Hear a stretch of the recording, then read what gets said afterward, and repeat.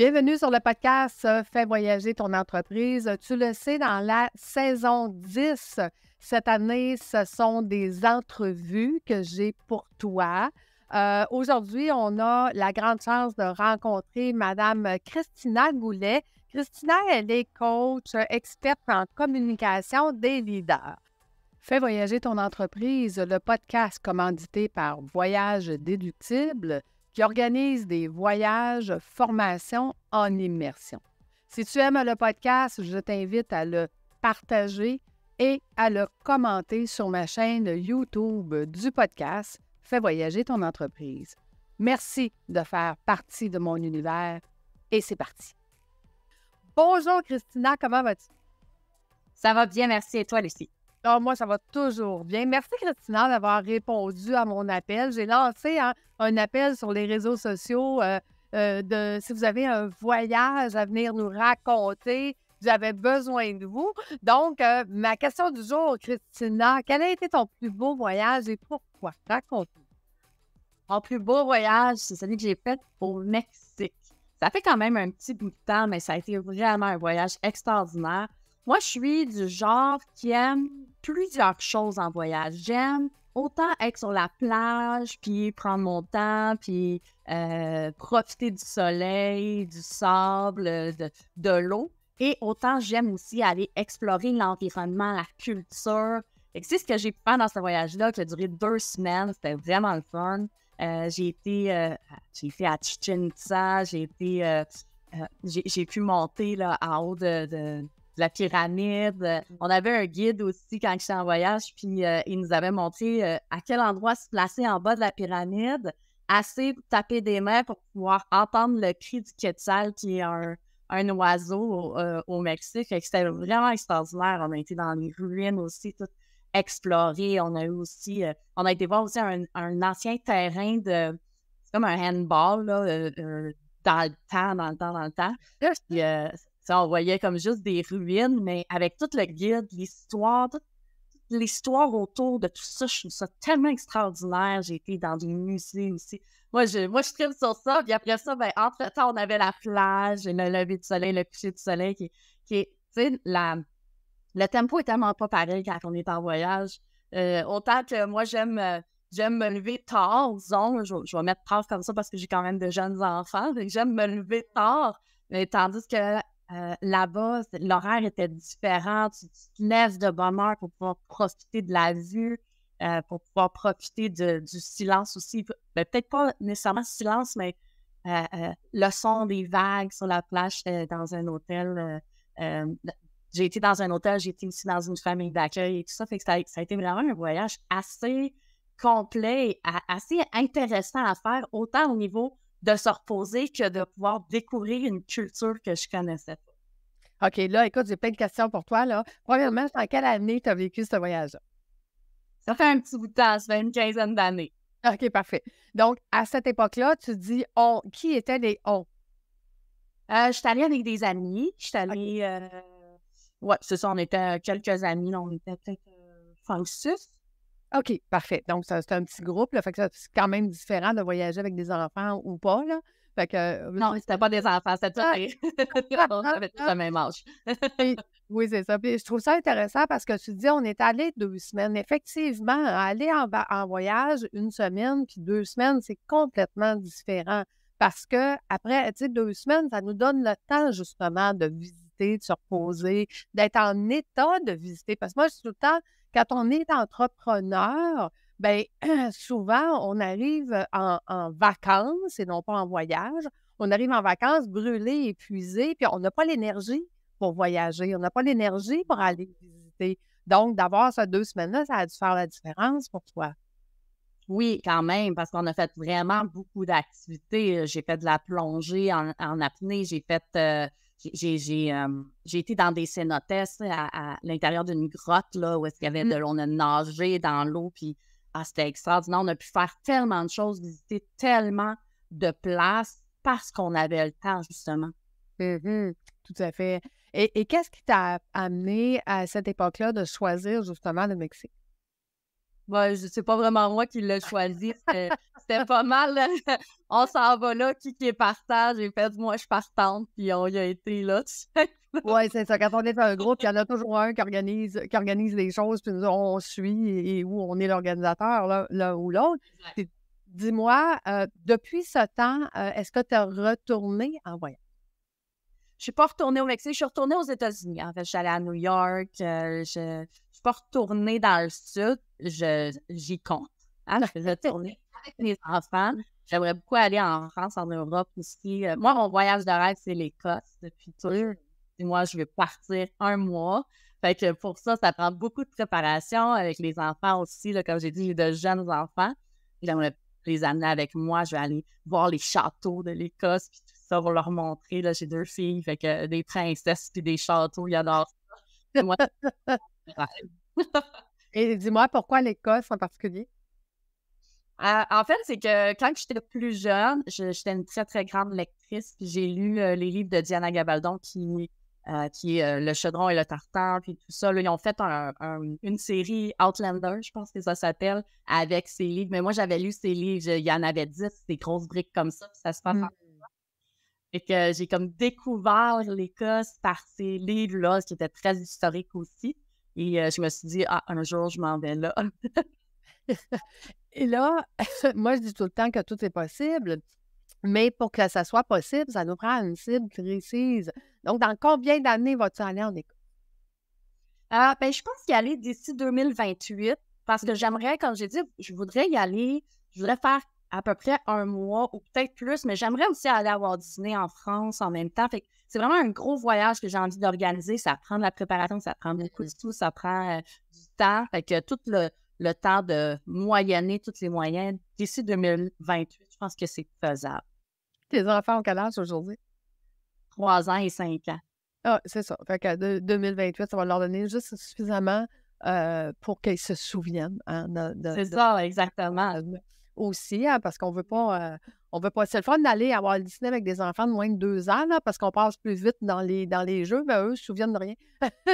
Non, c'est ça. Fait qu'au moins qu'il y ait la conscience, qu'il y ait le souvenir, qu'ils puissent garder justement cette expérience-là. Puis, ouais. Puis moi aussi, là, je veux dire, les princesses, j'ai connu ça, là. Tout à fait, tout à fait. Donc, excellent. Fait que dis-moi, si on revient à ton voyage au Mexique, j'aime souvent demander quelle odeur tu te souviens de ce voyage-là? Oh, c'est une bonne question. On ne me la pose pas souvent. Je te dirais, c'est l'odeur des épices différentes, je te dirais, parce que j'étais majoritairement dans des familles d'accueil. Donc, j'avais leur odeur de cuisine à eux, donc des épices que je connaissais pas nécessairement. Moi, je mange pas vraiment épicé dans la vie, en général. Puis là, c'était quand même très épicé. Fait que je me souviens qu'il y avait une odeur d'épices. Mais je ne pourrais pas te dire laquelle, là, par exemple, là, mais je me souviens d'odeur d'épices quand je pense à mon voyage au Mexique. Tout à fait. Et si je te demande quelle image il te vient quand tu penses à ton voyage au Mexique, c'est quoi la première image? Ça serait la pyramide à Chichén Itzá, pour vrai, là.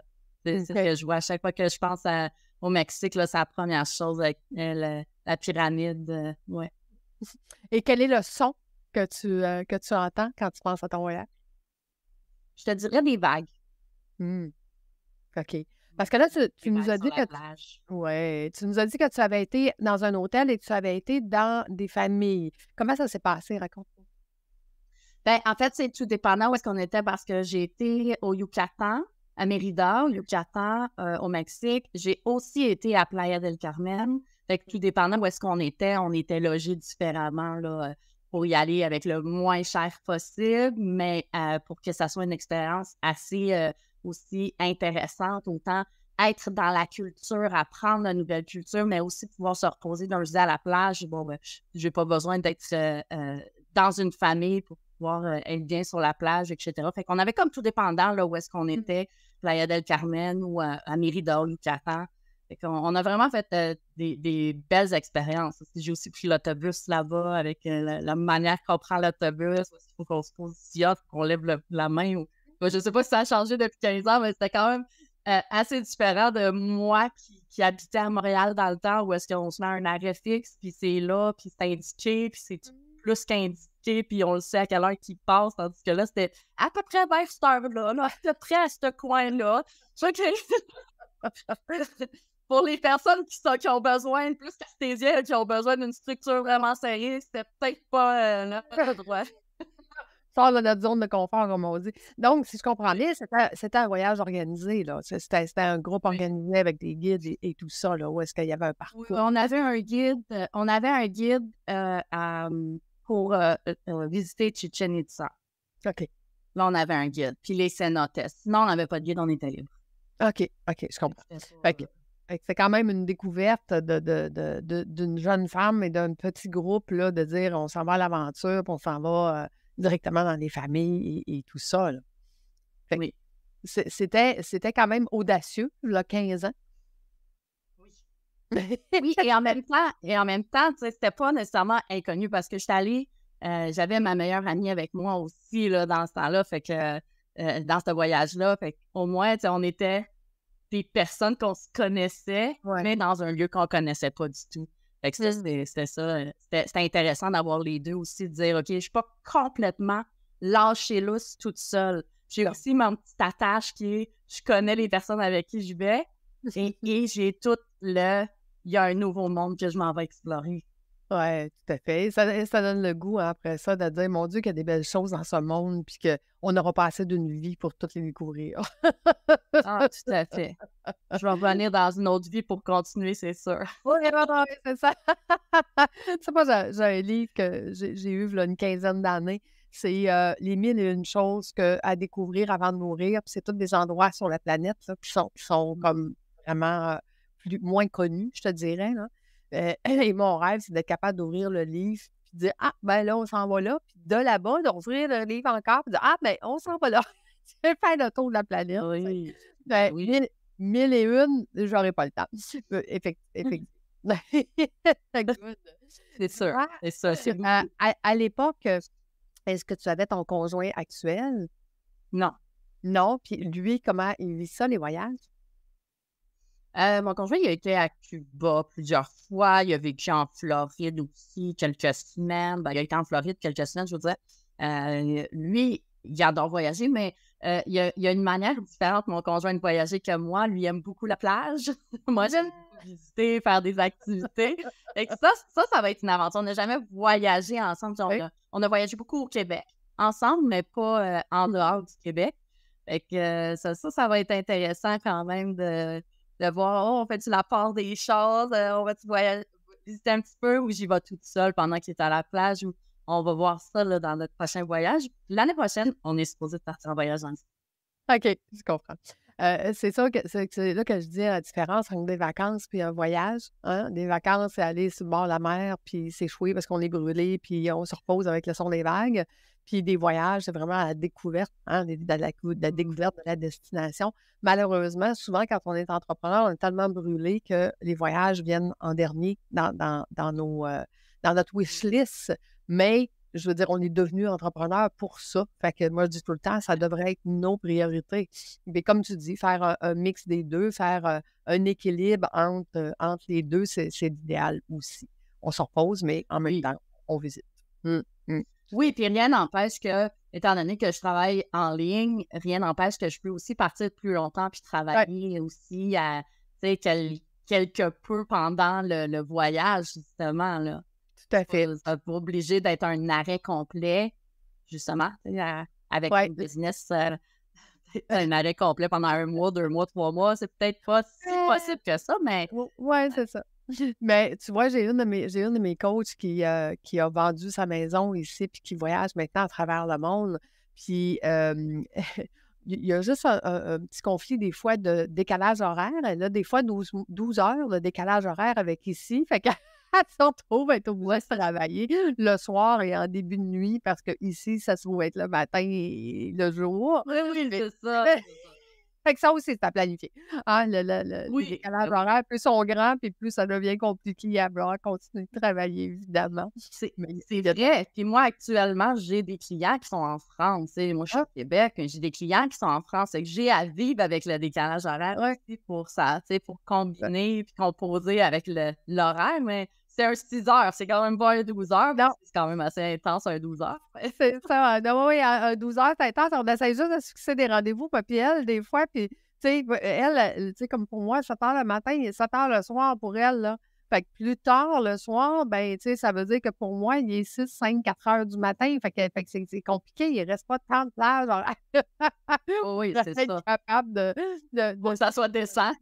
ouais, ben, mais elle, comme elle disait, elle dit: «C'est le fun parce que l'après-midi, ben, elle dit: "Je peux pas avoir de rendez-vous, fait que l'après-midi, je suis libre." Puis elle dit: "Je vais me promener justement sur la plage, puis je vais visiter, je vais faire mes trucs à moi", tu sais? Ce qui permet d'avoir c'est un autre horaire, c'est un autre façon de vivre, comme on dit.